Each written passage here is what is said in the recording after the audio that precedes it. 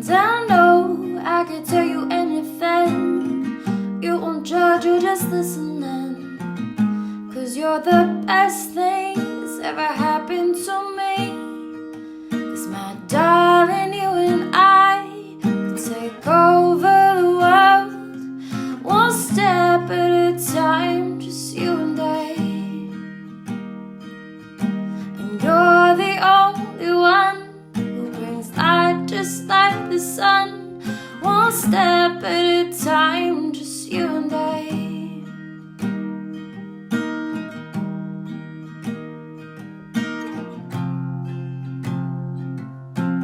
All right, everybody, welcome back to another episode of Morning Coffee with Rick Alexander. And today what I wanted to do is build on earlier topics, as all of these Morning Coffee episodes tend to do. And so again, I would say if you haven't listened to all of them, if you're new, if somebody just tagged you and maybe you just started listening, go back and listen to some of the other ideas and concepts, because they do sort of all build on each other. And they're pretty short, and so you can really get through them in just like a week or so. But I did an episode a while back called What If It All Matters? And the point of that episode was to think about all of your thoughts and your interests and your interactions day to day. There's no such thing as a coincidence or an inconsequential thought. Because if you were to follow all of your thoughts and all of your desires and interests, you might be able to figure out where they go, and that place that they go might open up a different door, and you might end up somewhere completely new in life. That is how a lot of evolution happens. We have an idea that we want to try something, and once we try it, we realize, oh man, in order to do that thing, I'm going to have to level up. And so then we become a more evolved human in that specific capability or in that specific arena. And then we do that over and over until we literally have evolved into a completely different person. Like, that is how we fulfill our potential, by sort of coming to the realization that every single thought we have could have significance. Now, it might not. You might get down that road and be like, well, I didn't even like that hobby.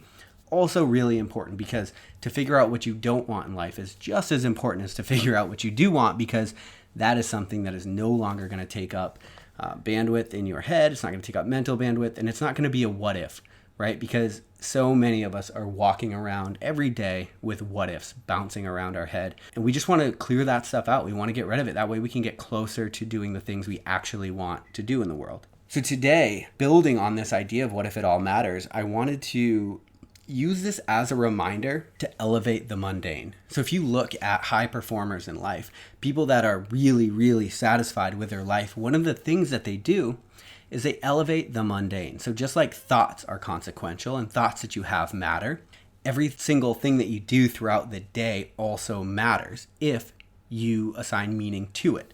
So a lot of people wake up in the morning and they do whatever they do. They have some routine where they just brush their teeth and then they take a shower and then they go to work, right? And then this is looked at as a very mundane activity. But if you look at high performers, what they do is they elevate the mundane. They take something like morning and they add this morning routine, right? That's what I do. I have a breathing exercise, and I have the way that I have this sort of mantra that I do, and then I do some reading, and then I drink coffee, and then I write. And I have this whole activity where mornings for me used to be miserable. I would just get up 6 minutes before I had to leave the door, and I would literally like brush my teeth, throw clothes on, and then get to work, right? And I would just go to this job that I didn't even like. And this was a mundane activity for me. But now that I've elevated the mundane, now that I've given significance to something that we're going to go through every single day, it's changed my life. This is literally the most important part of my entire day, because it centers me. It makes me feel like I am the person I want to be in the world. And then when I go out and I meet the world where it's at, I'm the person that I want to be. And I don't get conformed or pulled in any one direction to what the world wants me to be. Because quite frankly, the world is always going to want to pull you to make you conform to their own standards for what a life should look like. And so you should have your own. And so that's the importance of elevating the mundane. You know, a lot of relationships, people come home and I've definitely fallen into this myself, where it's like you live with somebody, a significant other, and you come home and you're just like, hey, what's up? And then you throw your keys on the table and you go upstairs, and there's no routine there. It's just everything becomes stagnant in life. Now, if you allow your entire life to become stagnant, is it any wonder that years are going to go by and you look back and you say, where the hell did all of the time go? There were Mondays and Tuesdays and Wednesdays. That's what I'm told. They basically all ran together. Now, high performers, people that really enjoy their life, they have an uncanny ability to elevate the mundane. They add habits and they add routines to things that we're all going to do every single day, but they figure out a way to enjoy those things, and they figure out a way to make them their own. And so perhaps you come up with some routine where when you come home and you have your significant other, you both sit down and you talk about something. And maybe that ends up being the best part of your day because you both review your day, or you talk about what you have going on that night, or maybe you help each other work through issues. It doesn't really matter, but what does matter is that you take things that you do every single day and you elevate them, because this is your life. And I say it all the time, but this is your life and it's happening right now.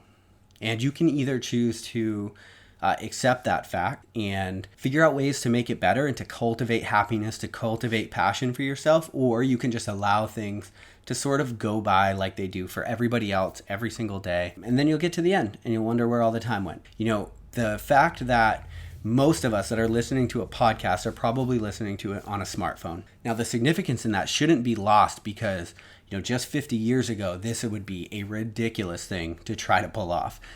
The fact that we all have smartphones means that a lot of Maslow's hierarchy of needs are being met. It means that food, shelter, and water are probably a thing people that are listening to this podcast, you in particular, have handled. Now, that means that you can step into self-actualization. And self-actualization, the very top of the pyramid, means that that is sort of the personal development. You are figuring out what you want out of life, and you are making yourself into the best possible version of you that you can be. And so because all of your needs are met, most of us actually have the ability to work on self-actualization. We think about a lot of the personal development space. What I've noticed as I've gotten into it, one of the places that they always talk about routines and habits, and they don't really talk about why.